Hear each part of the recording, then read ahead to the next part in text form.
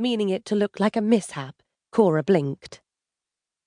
The photographer's stone-grey eyes locked onto hers, and then something in his countenance shifted.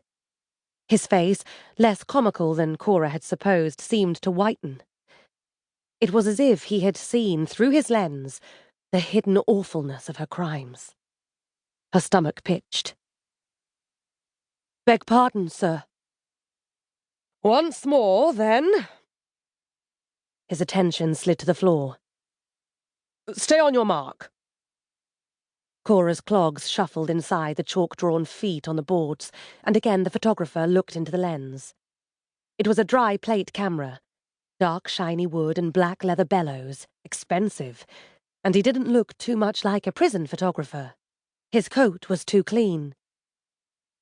He lifted the lens flap and started to count, but his voice this time was twitchy. 1, 2...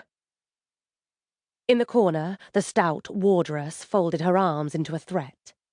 Window bars threw a black grid onto the glossy brown wall. 3, 4... The lens flap squeaked shut, and the photographer's mouth formed a shape he must have intended to be a smile. As he bent to the equipment at his feet, he slipped a sideways glance at Cora. "And now I have some questions for you." "What sort of questions?" The wardress lunged, keys beating against skirts, and a finger jabbed between Cora's shoulder blades, making her stumble forward. The photographer continued to rummage in his bag, then placed a sheet of printed paper on the lid of the wooden travelling box. He took out a silver pencil, holding it up to the light to push an exact amount of lead from the point as he slid another look at Cora.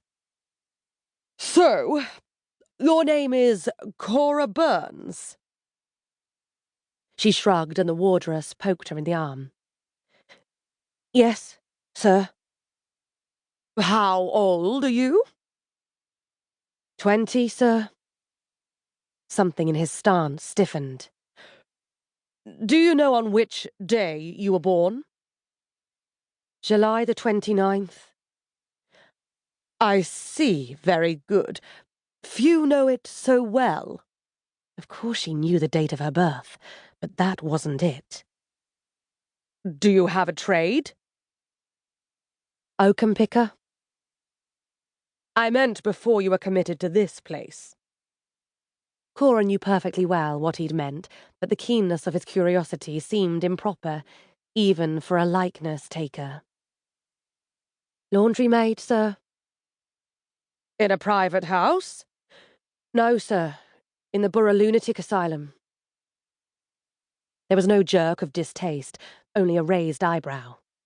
He bent forward to write, backside stuck up in the air, and breeches ballooning over his felt gaiters. If her release hadn't been so near, she'd have laughed out loud. "What, pray, has been the length of your sentence?" 19 months. "And your crime?" She'd guessed this was coming, but the question still brought a flutter to her belly. A sudden vision of a bootlace in her hands choked the words in her throat. The wardress glared. "Tell the gentleman." But the photographer waved a hand. "No matter, madam.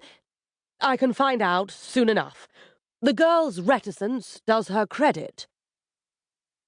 Cora fought a tug of dizziness as she pictured him writing her offence onto his sheet of bond. "And your parents, what sort of people are they?" "I don't know, sir. I never knew them." "They are dead?" "I suppose." His fingers tapped a complicated rhythm on the travelling box, and his high forehead creased. "So what else can you tell me of yourself?" "I was brought up under the Board of Guardians in a union workhouse." "You were a foundling?" "Not exactly." "How so?" The silver pencil fluttered between his thumb and forefinger. Cora wondered briefly whether to lie, but she'd a fancy to see his